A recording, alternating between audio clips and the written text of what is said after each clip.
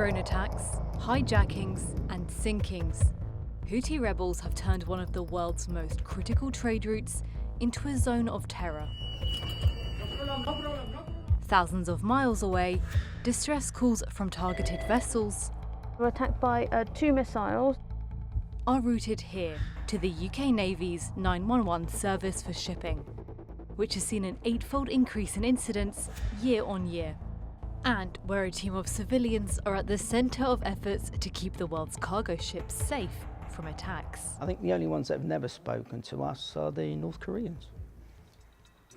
The Royal Navy unit covers this zone, spanning parts of the Red Sea, Gulf of Aden and Arabian Sea, an area critical for the flow of trade between the east and west.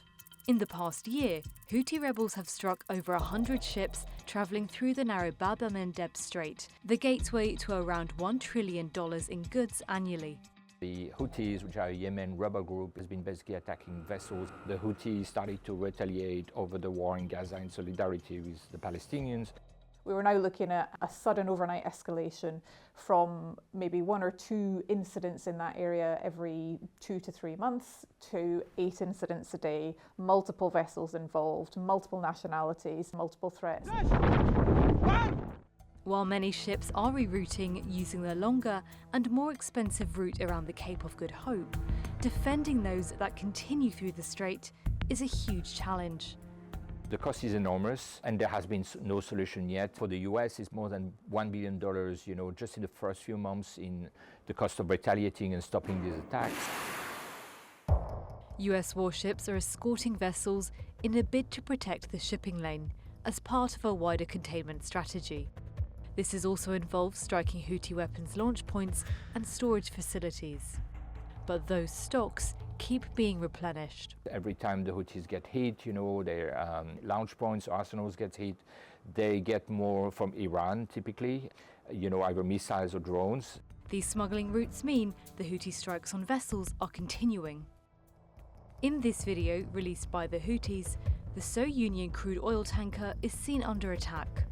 The UKMTO received a distress call from the master of the vessel or person in charge as the armed militants approached.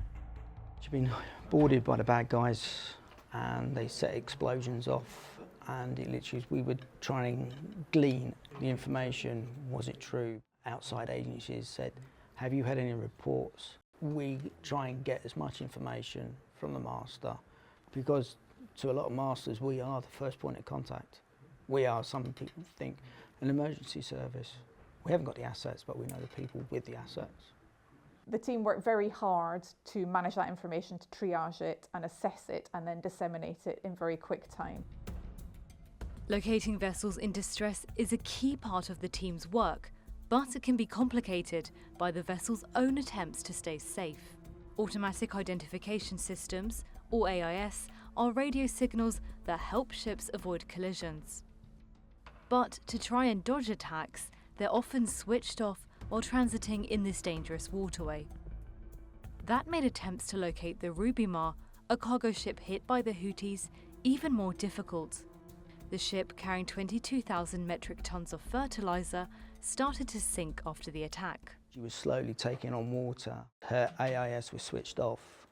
We were asking masters, as they were tracking through, if they could give us a position for her. After, I think, several weeks, she finally did vanish. Despite efforts by the US and its allies to target Houthi infrastructure, the UKMTO has received and taken over 86% more calls year on year. And you're happy for us to share this information with our coalition forces, so is that correct?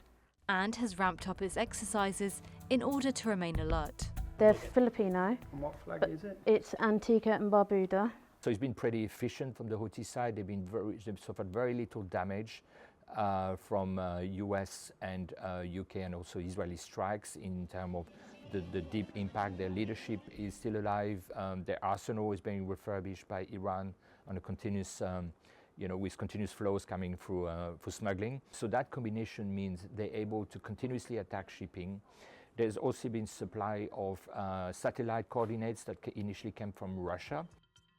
This data allowed the Houthis to more accurately target vessels. The Russia-Houthi cooperation has also deepened ties between groups Washington sees as its adversaries. How long the Houthis will continue to bombard the waterway remains in question. Their official assessment is to say that, until there is a ceasefire in Gaza, they won't stop. The Western intelligence sources I speak to don't believe that. They think that they're kind of on the high. They've never been as visible and as popular. They used to be a very small, faction. They want to keep the momentum going. In addition to targets in the Red Sea, the Houthis have also launched ballistic missiles and drones at Israel. Tel Aviv has responded by targeting energy infrastructure inside Yemen. Some analysts believe ending the Houthi reign of terror will require more than just military action, including both economic and diplomatic solutions. Until that happens, UKMTO will remain on the forefront of the fight to save lives. The people who make up UKMTO, who are answering the phones, they're here because the safety of mariners at sea really does matter to them.